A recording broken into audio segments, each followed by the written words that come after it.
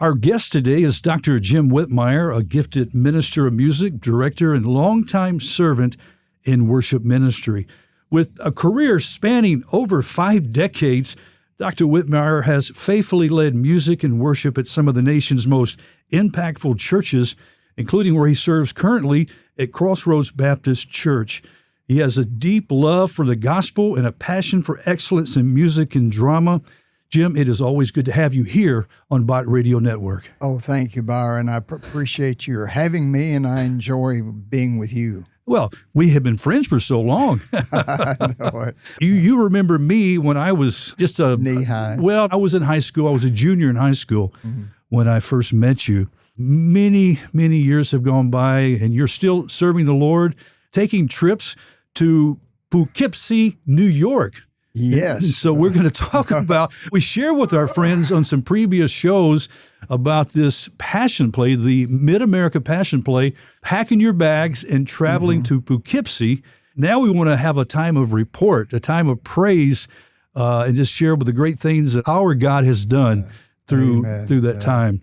I found it interesting, and you know this, but I want our friends to know this, that Poughkeepsie comes from the Wappaniger, am I saying Wappaniger?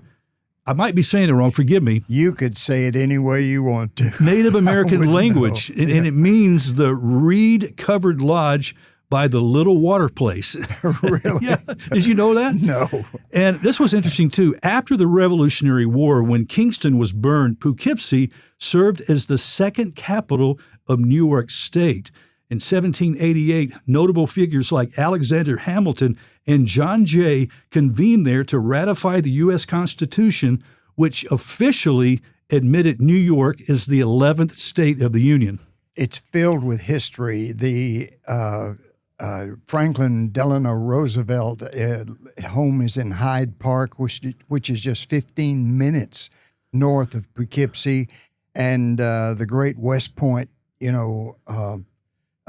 battle and place where we train our troops is just down the river from there. And the Vanderbilt Mansion, which almost rivals the one in North Carolina, is just 20 minutes north of Poughkeepsie. But history is all around that place, like most any place in New York State. Well, you mentioned FDR, and the FDR Bridge, which is the Mid-Hudson Bridge, was used as a percussion instrument by the composer Joseph Pertolizzi for a live concert performance, turning an architectural structure into music. Did you know that? No, I didn't. I thought that was pretty interesting. Yeah.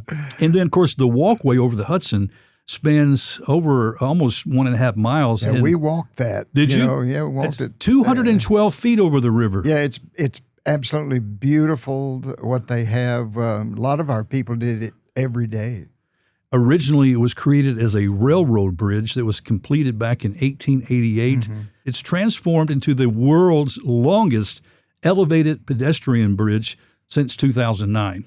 It's wonderful. It's incredible, right? Yeah, and it's so high you can see for almost miles down the river, the Hudson. Something else I know you probably passed in your travels there in Poughkeepsie was the Bardavon Opera House.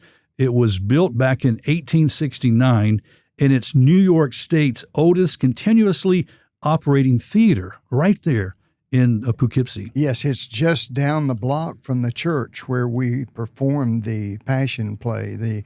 It's the old First Baptist Church of Poughkeepsie, right across the street from the convention center, and it was built in 1875. And the architecture, the stained glass, is absolutely incredible. My, so when you pack your suitcase for a trip like this, what's the one thing that you won't leave home without, or you try not to? Your costume.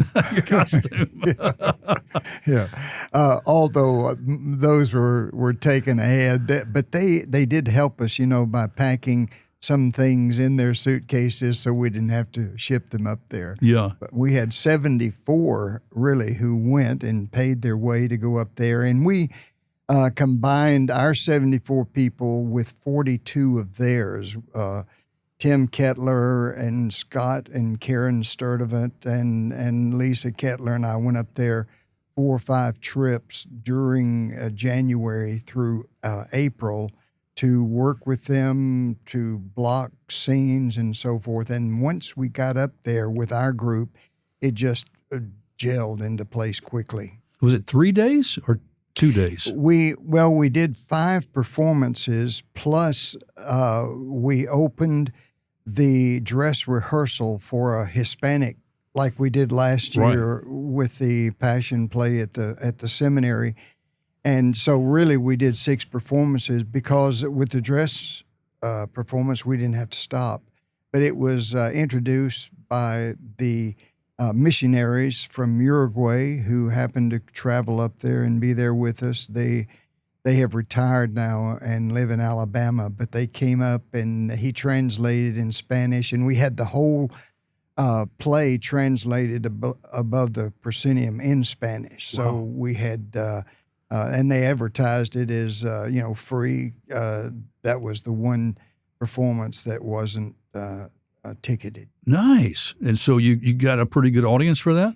Well, we did. We had maybe, I say pretty good because I was expecting 1 or 2, but we had about 60 people. Really? Oh, really? There. Yeah. Oh, that's good. And one Hispanic guy was gloriously saved and led to the Lord by the Uruguayan missionary.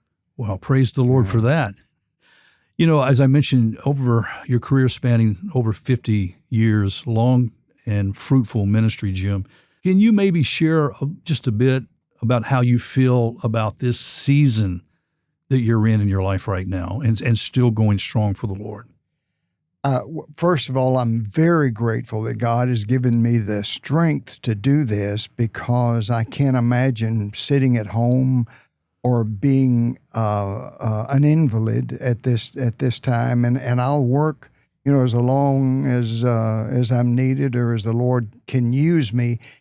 And this thing of carrying the Passion play elsewhere really started by going to Uruguay with Derek Duncan, which is another the whole story behind our going to Poughkeepsie.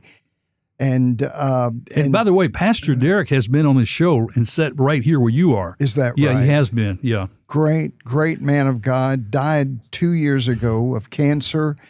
He started Living Water Church that is now in that old First Baptist Church built in 1875, and just an absolute miracle of God that they got the church, because it was already occupied by another church, and you would never think that it would ever be sold. But they had already bought land on the outside of Poughkeepsie, and we went up there about 4 years ago when COVID hit. I say we, that was Tim Kettler, and I went up there to have tryouts, and we had about 12 churches that showed up, maybe 24 people showed up to try out, and we tried out in that old First Baptist Church. And when we left there, I said to Tim, Tim, that church is where they ought to have the Passion play. He said, well, there's no chance of that because a church already owns it. And lo and behold, if it didn't work out to where that church dwindled in size and they wanted to sell it, and they were asking $1.6 million for that old church. My. And a record company called Dark Side Records offered $2.6 million for it. But the church that owned it did not want it to go to Dark Side Records. Well, that's good. So they sold it to Living Water for $1.6 million, and it's beautiful acoustics. It's high 50-foot ceilings, Yes. old wood, and the craftsmanship is just marvelous in the church. So God was working even then.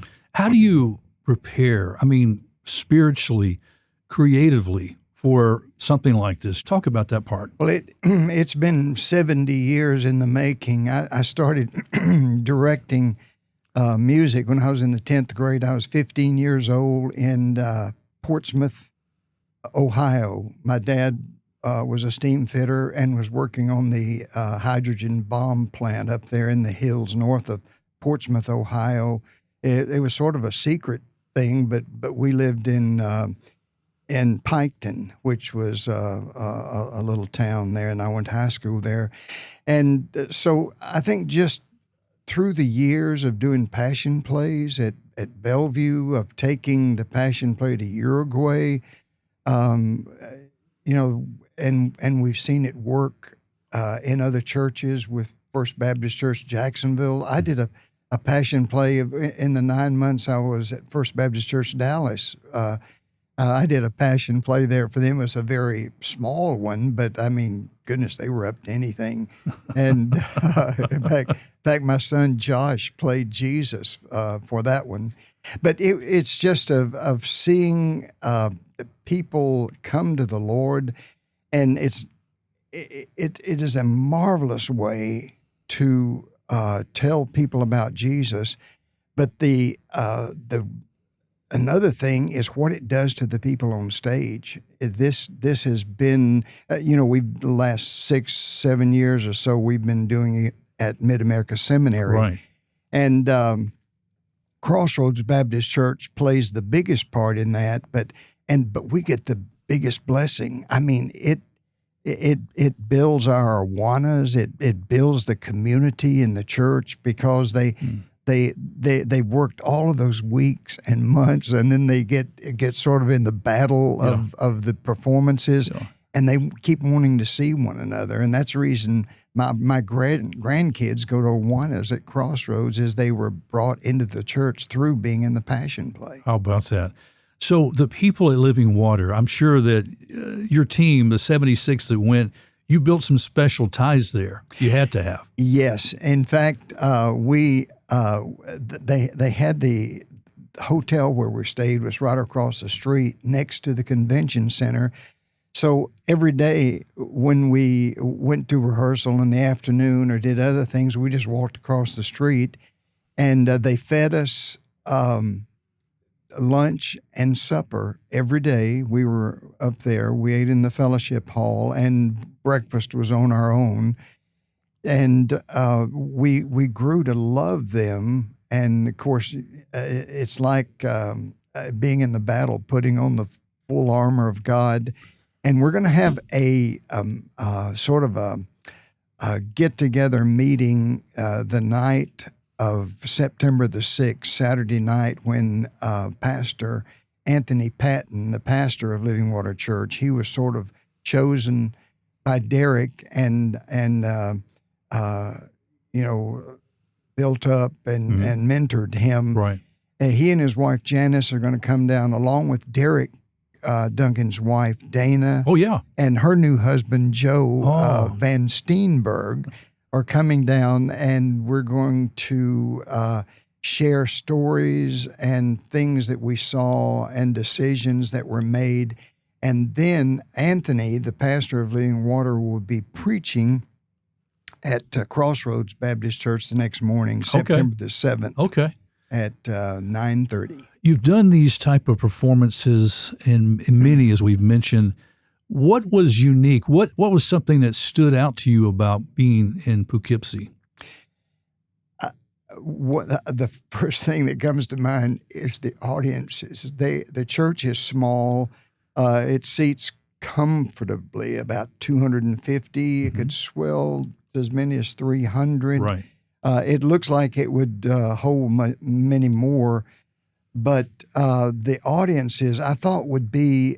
I thought they would be sort of cold and show us what you can do, but they were their hearts were so open to it. We could, as I was directing from the front row, I could hear them crying, during the crucifixion, and they would clap, and they were far more exuberant than we are down here, even in Memphis, in the Bible Belt.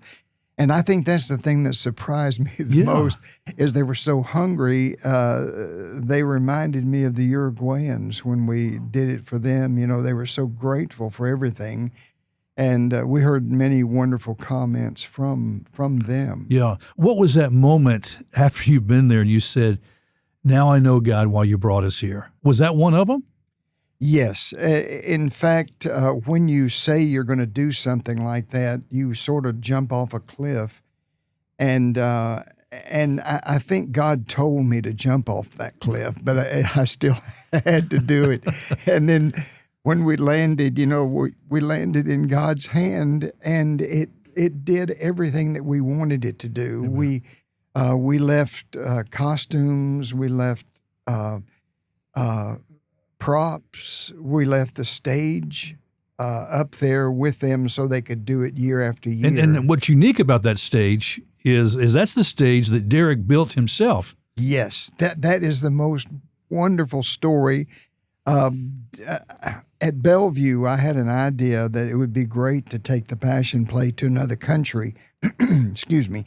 And so I went to the pastor, Adrian Rogers, and he thought it was a good idea, but it was up to me to generate it. I went to several other men who God had laid countries on their heart. I find this in every church, that God puts a certain country on the heart. And the men I went to, they thought it was a good idea, but none of them caught the vision. But when I went to Derek Duncan, Derek owned his own construction company, and he had already been down there 13 years of every summer he built a church. So he'd already built 13 churches in Uruguay. Wow. And then when I said, go down and do a Passion Play, he looked up and thoughtfully said, Jim, that'll work. Derek was a visionary. When he went to Poughkeepsie, usually a pastor going from the south to the north can't wait till he can get back south again because it's hard to build a church up there. But Derek felt led, and he went up there, started a church with 2 or 3 people in his living room, and now it's a church downtown Poughkeepsie of around 400 members, and up north that's big. Yes, that's a big church. Yes, and that was all Derek's doing. Well, anyway, he built that set. When Adrian okayed for us to do that, and to spend money to take that Passion Play to Uruguay, he sent down Mark Alexander ahead. We sent him down to measure theaters in Uruguay.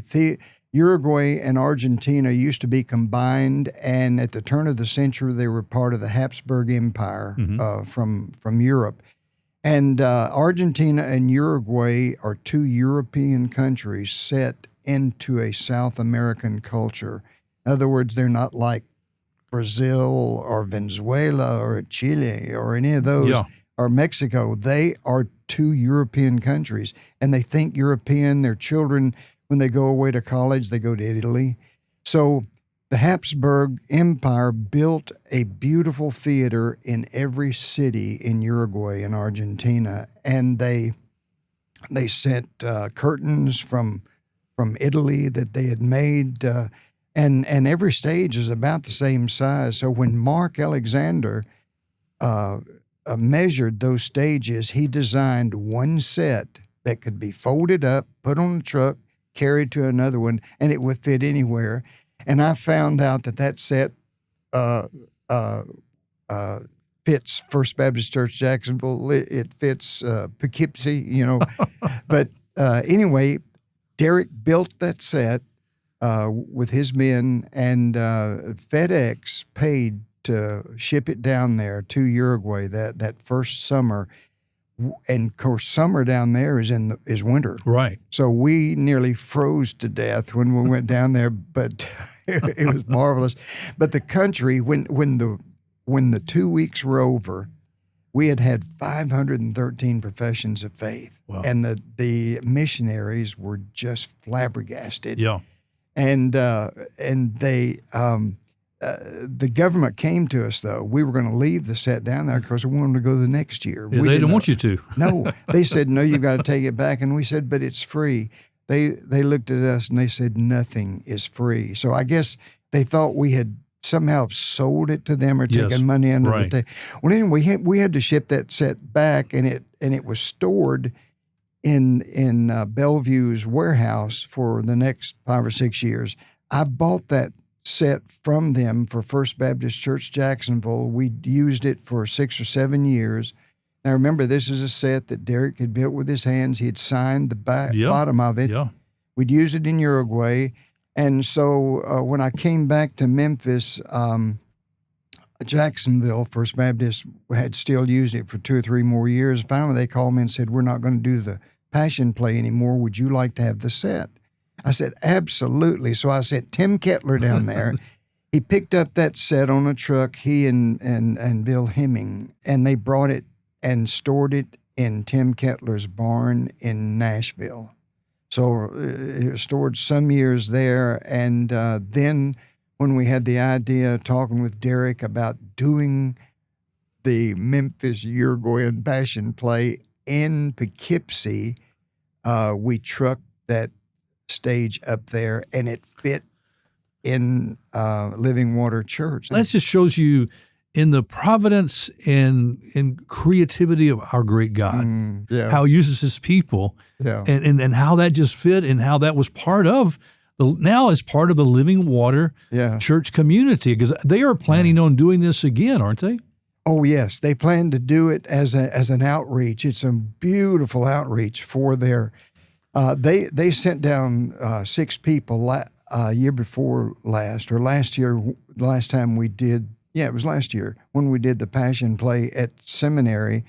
They stayed 4 nights and watched behind the scenes. They watched and they had brought a set designer with them and a construction man that actually worked on in the union, the theater union in Poughkeepsie, as they brought Broadway shows to Poughkeepsie.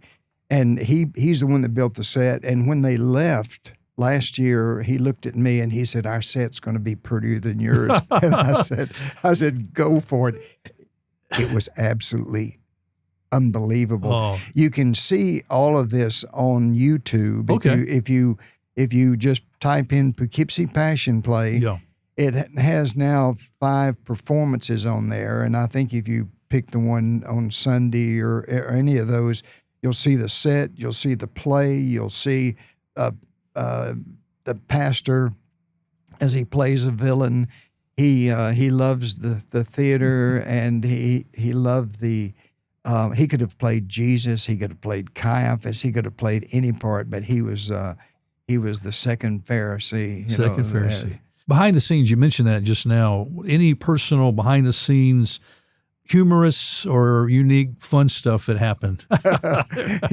There were a lot of things. Some I probably won't mention, but the thing that amazed me is the people were just lovely. I mean, the church was sweet. Of course, feeding us every day. We got to bond with them, lunch and supper. And then working with them at night. I remember one night I had corrected a lady on stage. We had a scene to where Jesus turns and laments, "Oh Jerusalem, Jerusalem! If you had only listened to me, I would have gathered you like a hen gathers her chicks." And so. The way that scene works is that on stage right is the temple set, and we had some of the Pharisees out there frozen. And on stage left, the disciples were sitting on the steps to balance off the two, and they were frozen. Well, this lady had a little boy in front of her, and every time they were supposed to freeze, she was correcting the little boy. And I said, "Ma'am, you're going to have to freeze." She says, "Well, I am correcting him. He's not freezing." I said, "Well, maybe we'll have to just get rid of him in the scene if he can't freeze, because I said everyone has got to be frozen." Well, someone told me afterward that I had made her cry, and I felt so badly about it. And then I found out that she was the pastor's mother. I thought, oh my goodness. So I went to her the next day and I apologized. I said, I did not want to make you cry. She says, oh no, said that's fine. She said, she says, I cried because I didn't want to upset you. I wanted to be perfect for you. Oh, Jim. And I thought that was the sweetest attitude, to have. And what could have been an explosive situation was just sweet as it could be. And she did. She froze, and the little guy learned to pray. And the little guy was one of the pastor's children. Oh, that is beautiful, Jim. That is so beautiful. The gospel message was received there, and you saw people put their faith in Christ. Yes, we did like we did at Bellevue, to where we actually passed out the envelopes and had on there, I prayed tonight to receive Christ. And we had, in all, I think we sold like 1,034 tickets in 5 nights, which it was packed usually. Yes. Most every night in that small church. And we had 8 professions of faith, and these were the ones who checked the boxes. And we found out at Bellevue that if a person took the time to check the box, that was pretty significant, because there would be many more that we found out later that they said they had prayed to receive Christ, but they didn't check the box. Yes. It was something that they didn't see as that important. Testimonies, feedback. Have you had feedback from the audience who came, and you heard stories? Yes. Beside the salvation, maybe what it meant to them for you to be there? Oh, yes. In fact, we were sent back like 70, 80 cards that people wrote about how it changed their life, and the Bible came alive to them like they'd never seen it before. And I hear this all the time, that we can go to Sunday school or we can go to church and we'll hear the stories of the lame being made to walk and all that. But when they see the scenes where Jesus actually heals and the lame start walking and the blind made to see, and then the demoniac is always an impactful scene, because in America we don't see that very often. I think we're beginning to see it a lot, and we don't realize the demons and possession that's around us as we turn from the Lord. I think the nation now is turning back toward the Lord. I love seeing what I'm seeing. Yes. But I think the Passion Play can be a part of that, too, of making the Bible come alive. Okay, Poughkeepsie this year. Where's it going to be next year? Well, I don't know. I know the seminary has asked us to do it again, and we're praying about that. And I'd love to do it. There are other places, I'd really like to do it, but we're just praying now to see what God has, if and when we do it. But this year was so incredible. We had a pastor that wanted it. We had a congregation up there that could build a set. I cannot tell you what a miracle that was. Mm. The quality of what they did, the quality of who they were. The church is filled with young families, young men, and all of the disciples, other than 2 or 3, were men out of Living Water Church. Wow. Just fine-looking men with children. In fact, every night in rehearsal, we'd have babies and children all in the audience, either asleep or causing problems or whatever. But it was a church that was alive. Yes, isn't the family of God beautiful, Jim? Yeah, it really is. It really is, and how He uses His people again for His glory to proclaim the greatest message ever heard, the gospel. Some churches that might be thinking about doing something like this, what advice would you give to someone a church thinking about using a passion play to? I would say do it. It's a lot of work, a lot of work. In fact, as the new year of 2025 came around, we had gone through Christmas and all of the Christmas programs, and I woke up around the first part of January, and I just about panicked because I thought, I have got to go up there and work with these people. I can't show up on Monday of June the 16th with 74 people and expect to put that thing together in 3 nights. I knew it was impossible. So that's when we decided we'd go up at least once a month. And I sent people up when I didn't go. I sent Kristen and her husband, Kristen Newton, which is Brent Newton's, right, and her husband up. And she worked with the ladies on costumes, of sewing the costumes that we didn't have to give. And then we went up there and I started blocking scenes with them. And, they just trusted me. We'd have most of the people not there. So I'd say there's someone standing beside you that'll say this. And so as we did it enough to where once we put our group in, it gelled so quickly. And it was a wonderful thing. But I thought, had I not had enough sense to realize that I couldn't arrive on Monday of June 16th and have that together by the dress rehearsal on Thursday night, it would have never worked. Yeah, you gotta prepare, plan, and in practice, and put your heart into it. It's what you guys did. This has been great. We give praise to God for the great and mighty things He has done, right? Absolutely. There's also Mid-America Passion Play is on Facebook, too. I want our friends to know you can follow that page. Yes. And I believe there's a website, midamericapassionplay.org. Is that correct? Yes, and there's a Poughkeepsie Passionplay.org that you can, and remember YouTube. Yes. Go on YouTube. It'll come up. In fact, after I got home, I didn't believe it until I pulled it up on my computer and I watched it on there, and I was really proud of what I saw. It was a stationary camera.